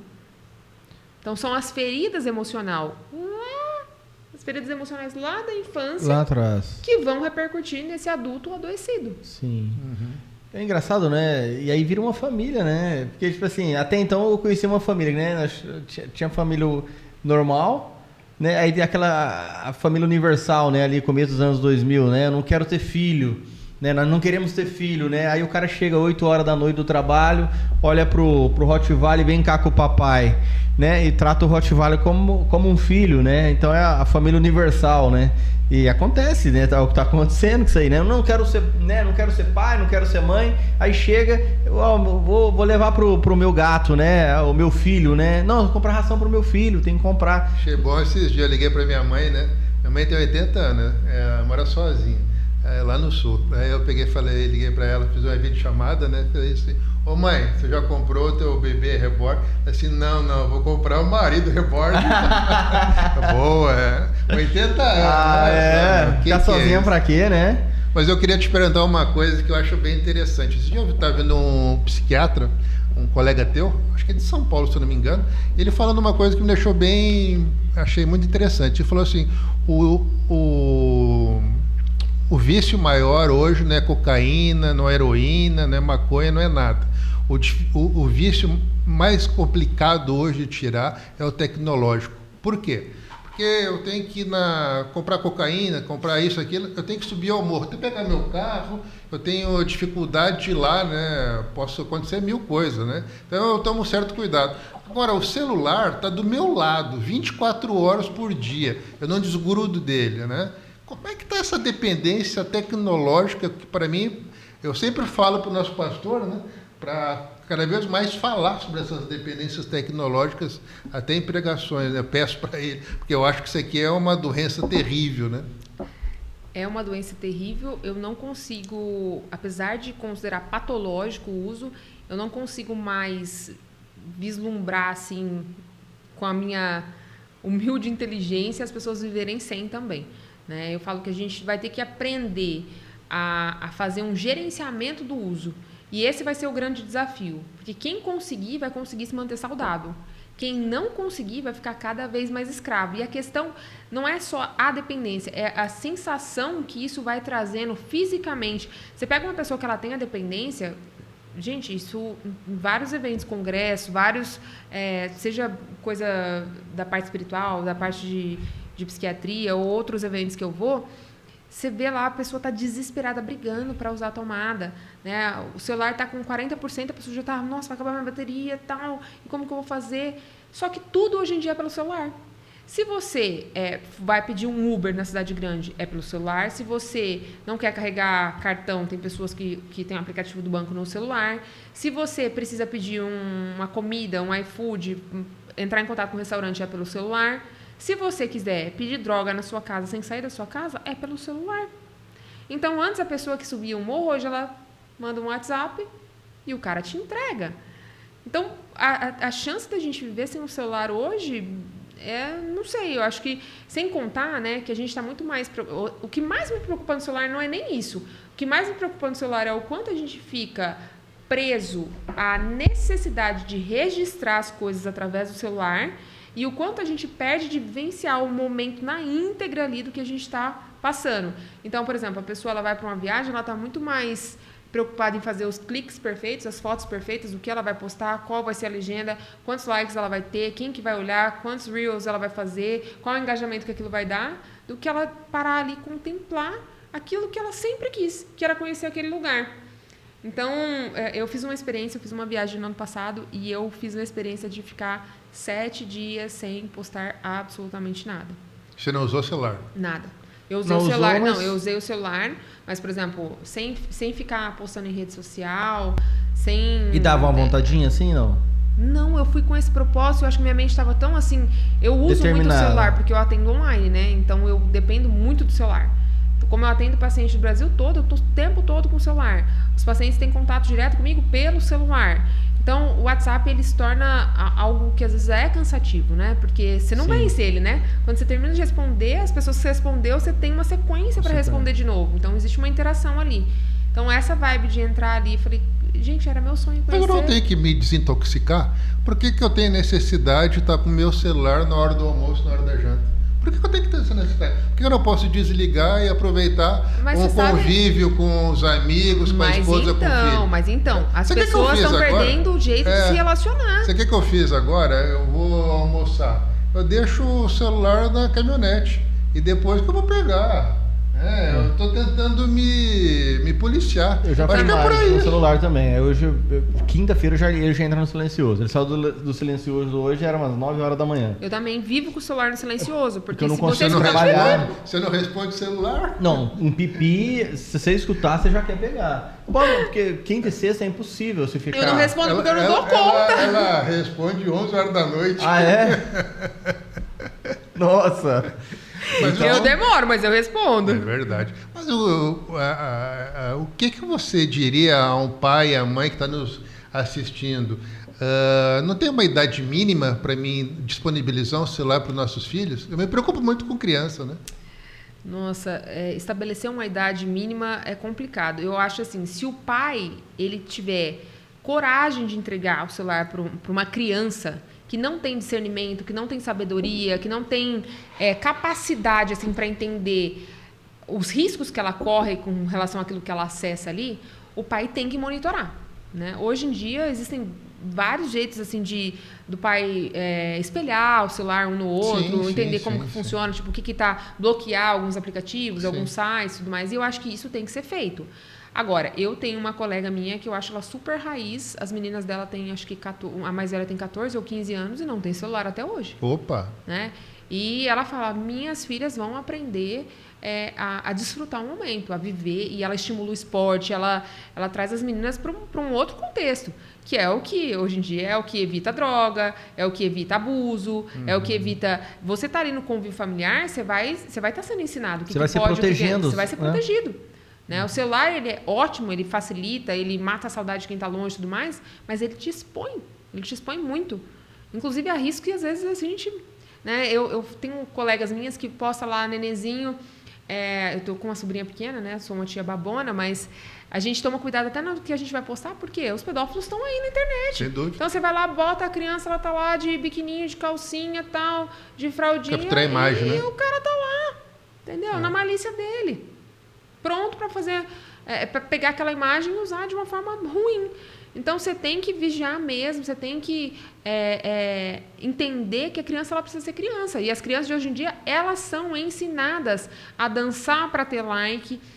Grava aqui que a mamãe vai postar. Então, os próprios pais eles estão adultizando as crianças cada vez antes. Então, se o pai ele estimula isso, ela vai querer ter o próprio celular. Por quê? Porque ela não vai querer que a mãe poste, ela vai querer postar no dela. Então, quanto mais a mãe estimula, quanto mais a mãe grava, quanto mais a mãe posta, não vou muito longe, tem vários conhecidos aí, né? O caso da Virgínia aí, as filhas dela são da internet, tem fã-clube e tudo mais. A VTube, que é uma outra digital influencer também, cara, tipo, os nenês dela já tem não sei quantos mil seguidores. Então, você vê, a criança, ela não pode escolher se ela quer ser famosa ou não. Ela nasce predestinada que ela vai ser blogueira, influencer, que ela vai ter que se expor. E se for uma criança que ela não gosta de exposição? Sim. Por exemplo, o Paulo Vieira. O Paulo Vieira, ele tem 3 filhos. A filha mais velha dele, seguindo o mesmo caminho, uma menina inteligentíssima. A Júlia Vieira, milhões de seguidores. O Matheus, que é o outro filho dele, é um cara anônimo, ele gosta de ser anônimo. Você vê que ela é nada, hein? Ela sabe tudo. O dono... Ele gosta de ser anônimo. O dono do Facebook... Né, filmaram ele, tiraram uma foto dele numa corrida que teve aí e ele como um ser humano comum e ninguém percebeu que era ele que estava correndo, né? E hoje ele tá, acho que se não me engano, mora na Suíça ou na Suécia e ele tá assim, vivendo de forma anônima. O cara que inventou para todo mundo se expor, ele não se expõe, né? E foi bacana, os caras tiraram, ninguém, o Zuckerberg aqui, ó, esse aqui é o Zuckerberg, né? E assim, você passa a olhar, tem que ter esse direito de escolher se ela quer esse tipo de exposição ou não. Porque às vezes a pessoa ela gosta de uma vida mais reservada. Eu acho que o pai e a mãe têm que exercer, né? Exercer aquilo ali, né? Exercer a função de ser pai e de ser mãe. Eu vejo todo mundo, que a gente falou no início da conversa, eu vejo você terceirizar, você ser pai e mãe. Terceiriza para quem? É para o pastor, para o padre, é para o professor. Terceiriza, né? Acho que na infância não deve ser dado o celular, né? Entrou na adolescência, 11, 12 anos, eu acho que daí é uma coisa de se pensar. E sempre, como você acabou de falar, monitorando, né? Monitorando. Porque os traumas que acontecem, eu vejo muito exposição, né, de meninas e de meninos hoje na internet, infelizmente. E sabe o que acontece muitas vezes? Os pais usam o seguinte argumento, né? Eu preciso dar o celular porque se ela sair, eu não consigo falar com ela. Se o pai não consegue estabelecer um vínculo com a criança no qual sejam cumpridos os acordos que foram feitos antes de sair, o problema já começa por aí. Né? Então, peraí, você vai sair, você vai em tal lugar, tal hora eu vou te levar, tal hora eu vou te buscar, e vai ser assim, você não vai sair de lá. Né? Antigamente, não tinha celular, gente, e era assim. Tal hora eu venho te buscar, esteja aqui. E se você não tivesse, o pau comia, a chinela cantava, o negócio nunca mais acontecia. Né? Agora, a pessoa ela vai lá e dá um celular para uma criança de 13 anos. Aí a menina, ela não tem pai, que não trabalhou na identidade dela. Aí ela, para ela se sentir amada, o menininho vai lá e pede, manda uma foto sua. Aí ela manda uma foto. Aí a menina de 13 anos compartilha uma foto, esse cara divulga a foto dela na escola inteira. O que acontece? A menina está querendo tirar a própria vida depois. E tudo começou pelo uso do celular. Sim. Então, se você parar para pensar, é um efeito dominó. Caiu a primeira peça, enquanto não cair a última, não vai parar. A pessoa ela pode perder a vida. Por que aumentou? Vocês lembram aqueles jogos que tinham, a Baleia Branca e tudo mais? Né, que foi assim, o ápice, aquele 13 Razões lá, aquele seriado que teve também. Então, você vê assim, a pessoa ela é estimulada para algo ruim. E os pais não estão nem sabendo. Se os pais não se inteirarem de como funciona essa geração agora, o negócio vai ser muito pior daí. Mas daí vem sempre aquela história, que a gente tem que fazer essa adaptação. Porque para eles não existiu a Bet, para eles não existiu a quadra aos sábados de manhã. Né? Para eles não existiram o gol de lata de óleo de soja. A desculpa sempre é a mesma, né? Eles têm que ter privacidade. É sempre a mesma desculpa. Não, o menino não tem que ter privacidade. Mas a desculpa é essa. Sempre é essa. Na verdade, é os pais que querem privacidade, né? Os pais querem privacidade, então eu preciso dar uma ocupação, preciso promover uma distraibilidade para que eu tenha a minha privacidade. Sim. E aí fica muito fácil. Bom, mas mudando de assunto, me contaram aí na cidade e no Goiás também me contaram. Veio lá do Goiás essa notícia. Meu Deus do céu! Que você é Amazonas, é verdade? Eu sou uma atleta amadora, né? Da onde que veio essa paixão aí por equitação? Eu sempre gostei de cavalo, desde criança. E eu brinco e falo assim, pai, o que você não deixou eu fazer quando eu tinha idade para fazer, eu vou fazer agora que eu tenho condição financeira para fazer. Então, eu sempre gostei bastante de cavalo. Foi algo que sempre assim, me despertou. Tempos atrás eu pensava em fazer hipismo e tudo mais, mas na cidade grande é diferente, né? Eu sempre morei na cidade maior e o tempo de deslocamento para você ter a disponibilidade, né? Eu acho que o pior é o trânsito. Não é nem tanto você ter o cavalo lá e conseguir manter, mas toda essa logística você tem que tirar um dia para isso. Qual que é a modalidade que você gosta? Eu faço 3 tambores. 3 tambores. Qual que é o seu recorde no 3 tambores? Qual que é o quê? Tempo recorde. Não, meu recorde é sair viva, não machucar. Depois dos 30, tem coisa que você faz assim para desafiar, para você falar assim, sair viva, não me machuquei, meu cavalo não se machucou, tá tudo bem, já tive um ótimo desempenho. É o único esporte que você gosta? Não, eu gosto de corrida também. Você gosta de corrida? Gosto de corrida. Eu já trombei com você correndo já, eu acho. Gosta de corrida, né? Eu acho que eu trombei com você correndo, então. Tem um atleta aí, tirou segundo lugar. Tem segundo.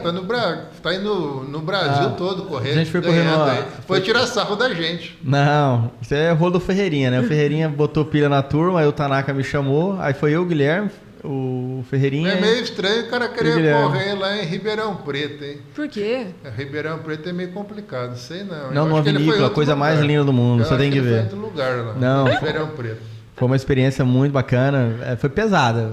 Você correr e a prova atrasou, 4 km de subida e um de Você não foi no descida. Pinguim, não?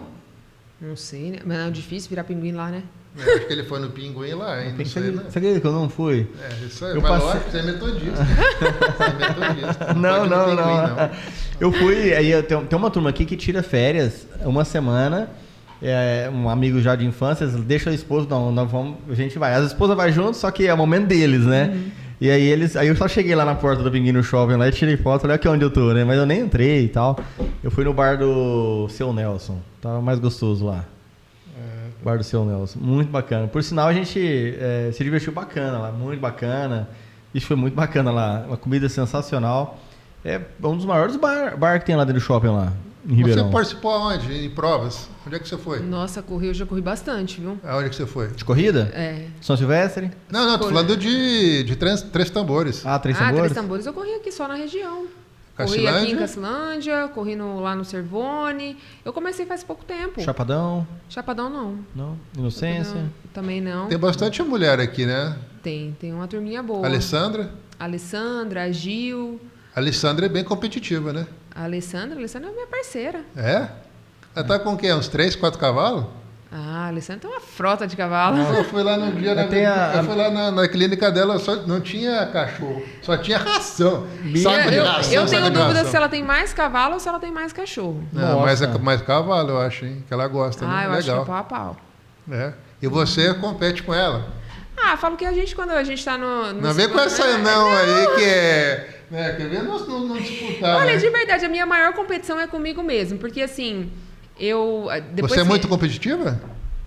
eu sou disciplinada. A Ayla Eu sou bem também, né? disciplinada. A Ayla também. A Ayla gosta. E, nossa, depois que ela veio aqui, o cavalo dela morreu, né? Nossa, eu fiquei sabendo, Coitada, que ficou triste tristeza. pra caramba. Mas Não, a gente... Eu graças a Deus, morreu um eu cachorro não tenho da problema gente. com nenhuma das meninas. Você tem o quê? Cavalo ou égua? Cavalo. Cavalo? Eu não tenho problema com nenhuma das meninas. É verdade, eu não tenho mesmo. Eu sou a maior incentivadora do esporte. Eu gosto, eu acho que as meninas têm que estar junto A mesmo. Alessandra vai longe competir. Alessandra vai. Acho que foi em Rio Preto que ela falou pra mim que tinha ido, o Presidente Prudente, e tinha ido longe, né? Competir. Ela gosta. Ela... E tem alguma vai prova que bem, você tem ela vai vontade de bem. fazer assim por... eu tenho vontade de participar, assim, no seu mundo de três tambores? Os Três Tambores, eu acho que... Bom, eu tenho vontade de assistir Barretos, que lá você vai encontrar as melhores competidoras, né? E de competir, talvez eu gostaria de competir em Jaguariúna. Eu acho que é Jaguariúna. um lugar legal, tem uma boa Um festa rodeio. do peão lá. rodeio Ela é famoso. forte, hein? Então, eu até brinco com as meninas. Eu falei, Alessandra, esse ano nós vamos Jaguariúna. nós vamos pra Jaguariúna. Ela falou, o que nós vamos fazer lá? Eu falei, nem que for pra fazer volume. Preencher tabela. Ué, tem que incentivar, Claro, né? O claro. negócio, o pessoal não sabe se é bom ou se não é. Não sabe quanto tempo você treina. Ele vai olhar, vai do que você representa. É. E aí eu falo, você tem uma boa saúde mental, você pode até não ser a melhor, mas você botar na cara que você é boa, o povo vai olhar e vai falar, peraí. E você... É pela cela que a gente imagina assim? Como é que é quando vocês estão lá? Ou é pelo... Eu acho que é ou a pelo pinta da traje? pessoa, acho que é a pinta da pinta. pessoa. Eu acho que o traje conta também, né? Quando a pessoa investe mais. Quem monta em cavalo anda com as pernas tortas igual quem monta em boi? Eu acho que não. Não? Não, as minhas pernas são normal. Fiquem muito em boi que anda com as pernas tortas. Parece que eles estão montando em boi o tempo inteiro. Mas acho que é porque cai, machuca. Eu acho que não.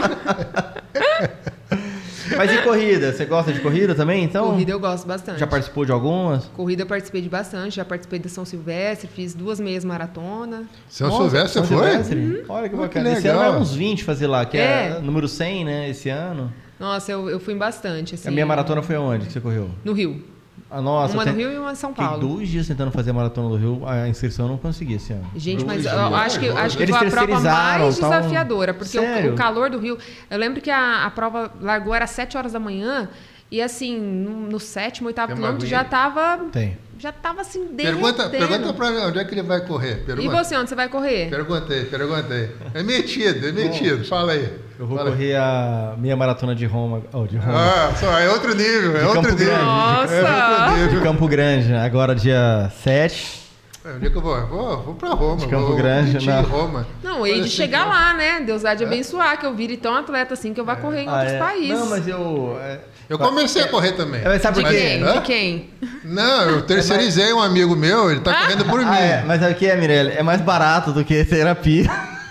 Ai, misericórdia. Não, meu Deus, olha o que ele tá falando. Cheguei aqui Não, pra mas você tomar sabe café. que eu sempre indico para todos os pacientes fazer atividade física, né? Tem paciente que eu entro num nível e falo assim, se você não fizer esporte, não fizer atividade física, nem precisa voltar aqui. Vai perder seu tempo e o meu. Agora pra você ver, imagina, eu pesava 96 quilos, eu morava em Nepe, uma cidade 15 minutos de Roma.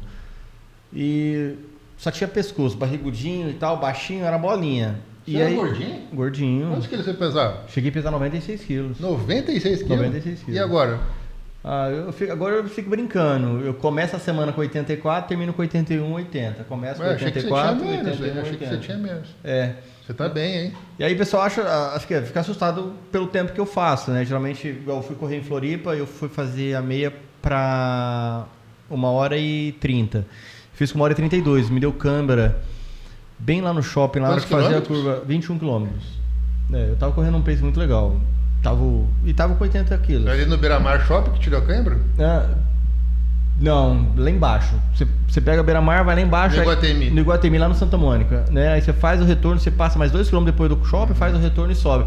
Na rotatória me deu câimbra na perna direita. Falei, nossa, gente, e vocês não pode estão parar. vendo como é que é o nível das corridas dessa dupla aqui. Né? Eu vou correr em Roma, vou correr em Floripa. Outra falou assim, vou correr no Rio de Janeiro. O nível aqui é bom. Não, eu disse que eu fui.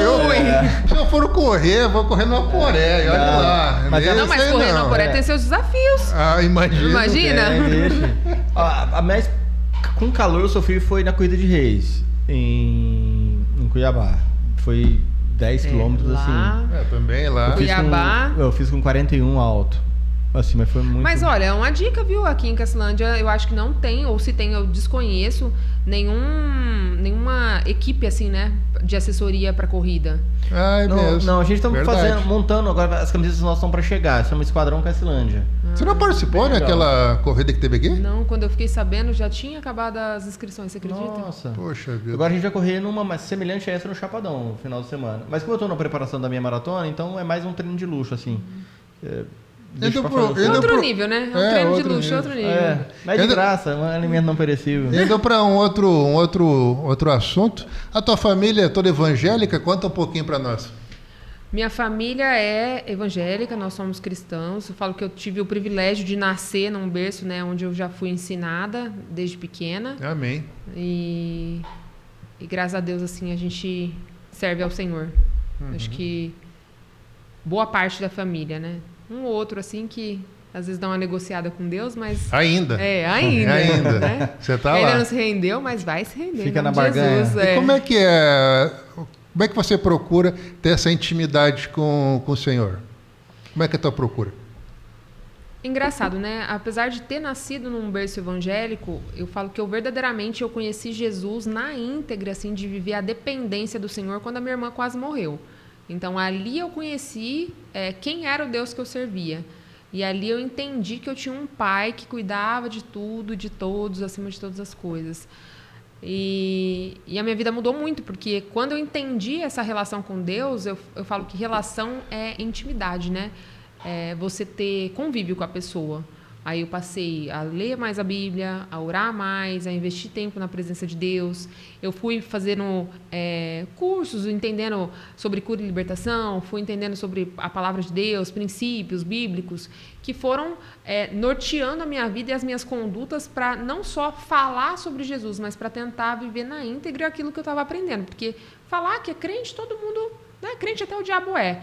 A questão é quando você decide ter uma vida com Deus e o preço que isso te custa, as renúncias que isso te custa, né? Porque é muita coisa que você tem que renunciar. Você tem que desenvolver novos hábitos. Novos hábitos e renunciar a muita coisa. E eu falo que Deus, quando você se dispõe, quando você se compromete a ter uma relação com Ele, uma relação de intimidade, de busca, né, de crescimento na presença de Deus, de dependência, Ele forja o seu caráter. Então, você vê oportunidades que antes você, talvez, se não tivesse aquela mentalidade, um coração convertido, uma mente renovada, talvez para você seria normal. E a partir do momento que você se decide mesmo, fala, não, eu vou viver uma vida com Deus, aquilo ali não faz mais sentido para a sua vida. E tudo muda. Porque mudam os lugares que você frequenta, muda os hábitos que você tem. Se antes você não cuidava do seu corpo, você começa a cuidar porque você entende que é templo do Espírito Santo. Então eu falo que o esporte, para mim, ele trouxe essa consciência, né, de eu cuidar do templo do Espírito Santo. A gente pode dizer que você mudou de vida depois do acidente da tua irmã? Nossa, eu mudei, não sei se de vida, mas a minha natureza, a minha forma de exercer a medicina, a forma de enxergar a vida, a minha forma de valorizar o tempo. Acho que o que mais mudou foi a minha forma de enxergar o tempo e enxergar o dinheiro. Eu era uma pessoa que eu fui educada para ser uma pessoa ambiciosa, para vencer na vida. Uhum. E a partir daquele momento ali, eu falei, não importa o que você tenha, se você não tem aquilo que verdadeiramente tem valor. Então eu me vi numa condição assim que eu pudesse ter qualquer dinheiro que fosse, que não mudaria a condição que a gente estava vivendo. E ali eu falei, existem coisas que têm valor, existem coisas que têm preço. Inegociáveis. Então, com certeza, minha vida foi outra. É que você materializar o eu não vivo, mas Cristo vive em mim, é um processo árduo, difícil e demanda muita lágrima, né, interna, né? Você tem que chorar muito para dentro. E você tem que ser muito convicto disso, né? Sim. Porque, assim... Você vai contra o sistema, você vai contra tudo. Você vai contra tudo. Eu tenho amigos que falam assim, Mirelle, você era mais legal, você era mais isso, você era mais divertida, você saía com a gente. Eu falo, gente, eu continuo a mesma pessoa. E melhorada. Porque hoje eu tenho mais empatia, eu tenho mais compaixão, né? Eu oro pelas pessoas, eu oro pelos meus pacientes, eu oro pelos meus amigos. Então, eu falo que na hora que tem um BO, todo mundo lembra da gente. Mirelle, pelo amor de Deus, você não quer orar comigo e tal... Né? Agora... Mas eu digo que a gente se torna mais seletivo. E graças a Deus por isso. Mas é maturidade, mas é a maturidade. Jesus né? escolheu 12, gente. A gente se torna mais seletivo e pequenas coisas dão mais prazer a gente, né? Às vezes trocar de carro no final do ano não é tão importante como uma viagem de um fim de semana.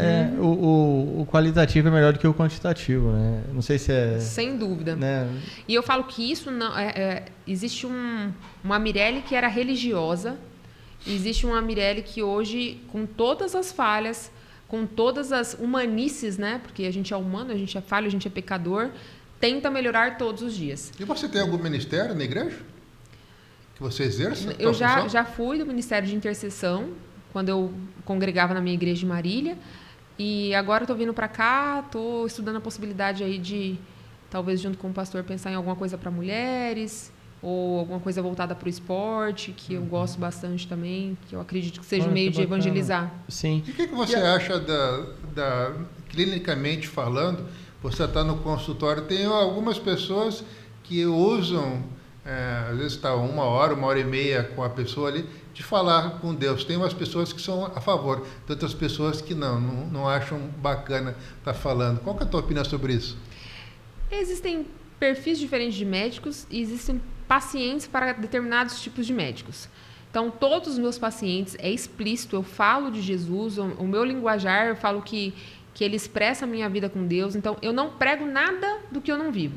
Se eu ensino os pacientes a fazer atividade física é porque eu faço, eu ensino os pacientes a ter tempo de qualidade com a família é porque eu procuro ter, se eu ensino os pacientes sobre dormir é porque eu durmo bem. Então, tudo que eu tento ensinar para eles é ou o que eu tento fazer ou o que eu já faço. Então, para mim, fica claro ali dentro que não tem como você separar. A Mirelle hoje, que atende, é uma Mirelle convicta de quem é Jesus na vida dela. Então, as pessoas entram ali, elas não são evangelizadas ali dentro. Mas se elas me falarem alguma coisa e elas quiserem ouvir a minha opinião e pedirem minha opinião a respeito disso aí, elas vão escutar o que eu tenho para falar a respeito da minha espiritualidade. Não vou pregar para ninguém, mas é nítido. Isso aí se chama oportunidade. Jesus, ele era um cara oportunista no bom sentido, né? Lógico. Eu não perdia nenhuma. Lógico. E tem algum texto que você gosta? Você está lendo alguma coisa diferente? Fora a psiquiatria, dentro da... Nossa, eu li um livro muito interessante essa semana que foi... Eu falei pro meu pai, eu li um livro sobre as formigas. Eu tô fazendo um treinamento e um livro que chama Formigas e fala como a visão da Bíblia do que as formigas faziam, né? Como elas eram disciplinadas, Salomão, organizadas, né? Como elas conseguiam se preparar e mesmo tendo uma estimativa de vida curta, né? E esse livro me chamou muita atenção porque, assim, se a gente for disciplinado, organizado, se a gente se preparar, a gente consegue viver todas as estações e consegue viver com plenitude todas as estações da nossa vida. Agora, o meu livro, que eu leio todos os dias, é a Bíblia. Sim. E tem algum texto da Bíblia, ou algum livro da Bíblia que te encanta mais do que os outros? Ou você sempre está recomendando um livro da Bíblia diferente para alguém? Eu falo, não, esse aqui é o meu livro, assim. Tem alguma coisa que tem fases da vida que encanta mais um texto da Bíblia e outros depois, né? Eu acho que nessa fase que eu tô, é o texto que fala tempo para todas as coisas, debaixo do céu e da terra. Eclesiastes 3. Para mim, eu acho que se você tiver consciência de que tem tempo para todas as coisas, você consegue discernir espiritualmente a fase que você está vivendo, você consegue não ser um filho mimado e birrento de Deus, sabe? Sim. Você consegue entender o que... Eu falo que tudo que você está passando, você pode perguntar para Deus por quê, ou você pode perguntar o que eu posso aprender com isso aqui. Sim. Então, eu terminei de ler a Bíblia agora, em maio, e eu fiquei muito feliz porque geralmente eu leio em um ano, e eu tinha feito uma meta para ler a Bíblia em 6 meses. Não sei, errei as contas e acabei terminando antes, não sei o que eu fiz, o que eu aprontei. Sim. Mas fiquei surpresa e feliz porque eu falei, gente, é isso. Eu falei, agora eu terminei de ler desse jeito e agora eu quero voltar a me aprofundar em alguns textos específicos, né? Sim. Então eu geralmente pego um livro e vou dando profundidade nele. E eu tenho um pastor que era o meu pastor de jovens da época que eu era mais jovem, né? Que ele virou um amigo pessoal da nossa família. Então, assim, eu brinco pra ele, mano, por que o José fez isso? Eu não tô entendendo por que o José agiu desse jeito aqui. E ele vai respondendo pra mim e me trazendo, assim, clareza sobre algumas coisas. Sim. Mas uma curiosidade sobre mim é que um dia eu ainda vou fazer um curso de teologia. Olha, que legal. Eu gosto, é algo que eu tenho curiosidade e pretendo investir um tempo nisso aí, futuramente. Não, é bom, é gostoso. É muito bacana. E dentro disso, o que é Deus para Mirelle? Deus para Mirelle? Meu Senhor, meu Salvador, um Pai amoroso, zeloso, cuidadoso, misericordioso. É um Pai que não julga, um Pai que acolhe, um Pai que entende, um pai que respeita, um pai que é criativo, no sentido de criar a gente diferente, fazer a gente cada um com as suas características. Então, para mim, Deus, eu acho que ele é a razão da minha existência, assim. Ele é digno de todo louvor, de toda honra, de toda glória, de toda adoração. Eu não sei, hoje, se você falar para mim como seria a sua vida com Deus, não seria. Mas e se tudo isso... Uma vez perguntaram isso para o meu pastor, eu achei muito interessante. Ele falou, e se tudo isso fosse uma mentira? Ele falou, eu morreria por essa mentira. Eu acho que isso define a minha vida. Eu tenho convicção de quem eu sou em Cristo. E tendo a convicção de quem eu sou em Cristo, eu tenho convicção do sacrifício que Jesus fez na cruz. Então, nada para mim é maior ou tem mais relevância do que isso. Nem a minha própria vida. Eu acho que o preço que foi pago foi um preço de sangue, foi um preço alto. Então, para mim, não tenho como dizer que não é um ato de amor, né, imerecido. Ele me amou do jeito que eu sou. Muito bacana, bom. Bacana. Só agradecer a tua disposição, teu tempo. Muito bom conversar, te conhecer. Esse papo foi muito bacana. Vamos chamá-la de novo quando ela ganhar o campeonato nacional de 3 tambores. A gente chama ela de novo. Vai profetizando, depois gente. De Jaguariúna, ela ganha lá, traz o dinheiro, traz o troféu. Ela é mais modesta, ela é nível Brasil, né? Não é nível Europa. Daqui a pouco ela vai pro Texas, laçar. Eu tô aqui, mas a hora que eu estiver lá no Texas competindo, já pensou? Que legal. Tem que sonhar, né? Tem que sonhar. Lógico. Você vai levar o cavalo, leva pra lá, competir lá. Já pensou? Nossa, bom demais. Volta pra cá com o troféuzinho pra Cacilândia, Cidade do Sorriso. Vamos ver, né? A gente tem que trazer depois ela aqui. E pra perguntar que a gente não perguntou, tipo assim, que ela veio, rodou um pouquinho, né? Estado de São Paulo, aqui. E se o interesse dela agora é se estabilizar aqui. Eu ia fazer essa pergunta agora. Mas você não quer deixar pra próxima? Se ela vai. Não, nós vamos saber na próxima entrevista se ela vai largar Monte Campinas e fixar a origem aqui. Nossa, nesse momento meu pai vai ao delírio, vai à loucura escutando isso, porque ele quer que eu fique só pra cá, né? Mas é que Campinas, gente, eu tô lá há 12 ou 13 anos já, com o consultório lá. Mas com a tecnologia que tem hoje, existe essa necessidade hoje? Mas por vídeo? Não, eu sou super adepta. Mas você pode andar, tipo, a primeira semana eu tô lá, as outras 3 eu tô aqui? Eu ultimamente eu tenho feito isso. Hein? Dá 800 quilômetros? Dá. 800 muito umas 9 horas de carro. Meio puxado. É puxado. Mas é que tem gente que gosta do tete a tete, né? Tem gente que não tem privacidade em casa para poder fazer o online. O online, ele é ótimo, né? Ele facilita muito a vida. No emergência, ele é o que salva. Sim. Mas ainda... Essa é a tendência, né? É a tendência, mas o presencial, eu acho que ainda... Eu sou do presencial, eu gosto do online, Humano, eu acho que né? ele facilita muito, principalmente, assim, para você ter um nível É de a abrangência segunda, maior. é a segunda opção, né? Vamos ver, Miro, aí no final do ano, quando a gente trouxer ela de novo, se ela vai estar em Campinas, vai estar fixando residência definitiva. Eu tô aqui faz 3 anos já. Cacilândia e regiões. E tá gostando dessa nova fase? É desafiador, né? É assim, É desafiador porque é interior, pouco lugar pra ir. De tudo um pouco. É assim, eu morava em Campinas, né? Depois eu tava morando do lado de São Paulo, em Alphaville. Corria no Taquaral? Corria no Taquaral. Ah, Tinha, uma delícia correr lá, né? Muito bom. Tinha Pensa outra realidade, né? Mas Agora eu falo aqui é que também Juraci tem o Lucas, sossego, tem o sossego, né? Do interior. Eu vou Sim. pro rancho quase todo dia. Então tem essas vantagens aí. Não precisa Tem tirar os um dia, né? desafios, Vai mas- todo dia, né? Em Campinas tem que tirar um dia na semana. Aqui vai todo dia. É, legal pra caramba. É né? bom. Né? Eu falo que assim, eu saio Então, da você casa tá do meu você tá pai, em 5 pesando minutos isso. eu tô no consultório. Eu acho isso muito bom. Eu quase me teletransporto. Teletransporte é legal. É verdade. Seu consultório é onde? É do lado da Farmácia Alquimia, na frente do São Lucas, no centro sim, comercial. aham. Sim, sei onde é. Mirela, o que é a vida? A vida é um sopro que precisa ser vivido intensamente, com responsabilidade, mas vivenciando o presente. Acho que é isso. A vida ela é breve, ela é um sopro, mas ela foi feita para ser desfrutada. Legal. Mais alguma coisa? Parece que faltou algo. Ela pensou, olhou, faltou algo. O que é a vida?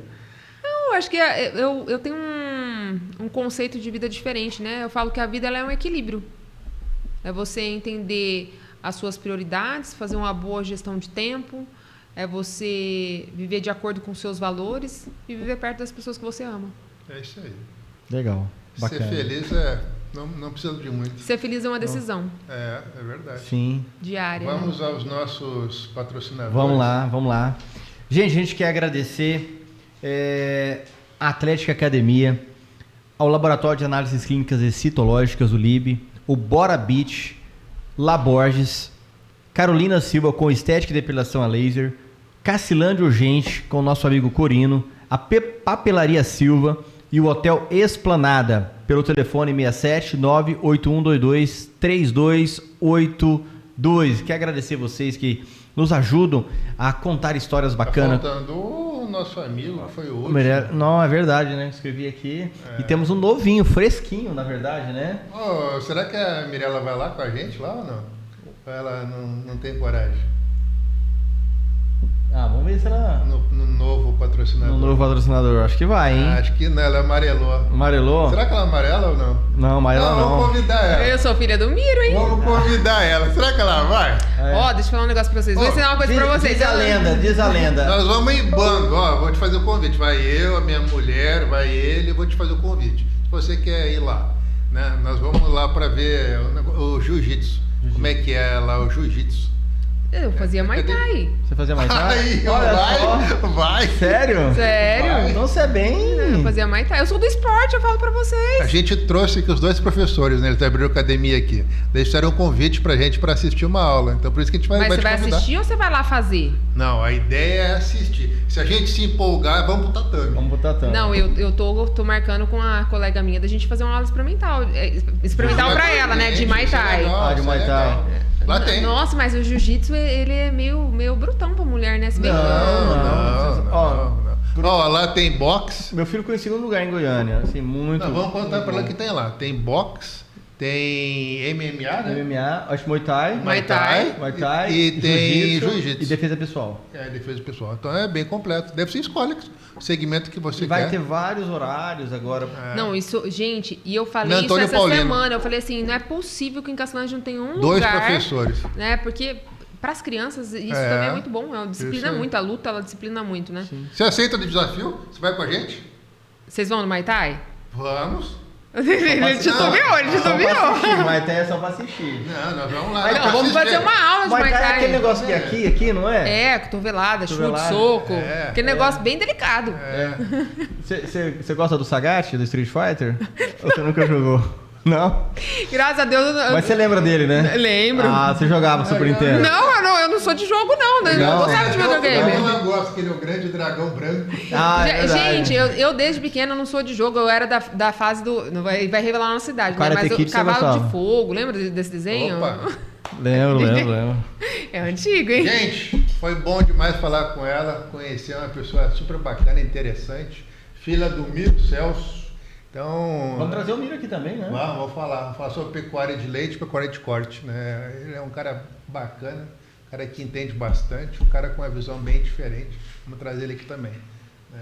Então foi legal, né? Conhecer ela. Isso. Né? Mirela, muito obrigado pelo carinho. Eu que agradeço. Por ter dizimado parte do seu tempo, que é muito corrido. Você ter achado uma vaguinha para o Store Podcast. Sua presença aqui veio só brilhantar e fazer crescer o Store Podcast. Isso aí. E você faça como a doutora Mirela, se inscreva no nosso canal, nos ajude a crescer, também compartilha, tá? Você, falamos tudo sobre... Tudo não, né? Apenas uma raizinha do que pode ser depressão. Falamos sobre as formas de terapia, falamos o que leva as pessoas a um tratamento para quem já foi dependente químico. Olha, tudo isso. E falamos sobre esporte, falamos sobre que é bom ter um cachorrinho também que ajuda na terapia, viu? Pastor alemão.